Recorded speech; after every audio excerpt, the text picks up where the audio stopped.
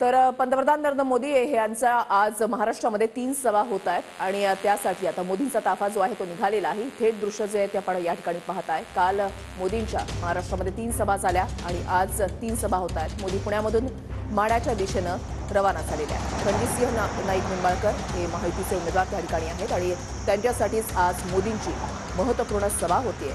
आज मोदी सभेतून बोलत असताना संबोधित करत असताना नेमकं काय बोलणार याकडे सर्वांचं लक्ष लागलेलं आहे। पुण्यामधून आता मोदींचा ताफा जो आहे तो माढ्याच्या दिशेने निघालेला आहे। पंतप्रधान मोदींच्या आज राज्यामध्ये 3 ठिकाणी सभा आहेत आणि आता माढ्याच्या दिशेने मोदींचा ताफा निघालेला आहे।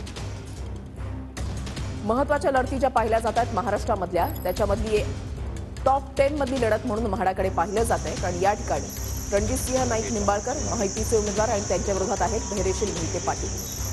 मोहिते पाटील हे ते घराणं ज्यांनी 2019 मध्ये रणजितसिंह नाईक निंबाळकर यांना पाठिंबा दिलेला होता आणि त्यांच्या पाठिंब्याच्या जोरावरच रणजितसिंह नाईक निंबाळकर हे माढ्यामधून विजयी झालेले होते।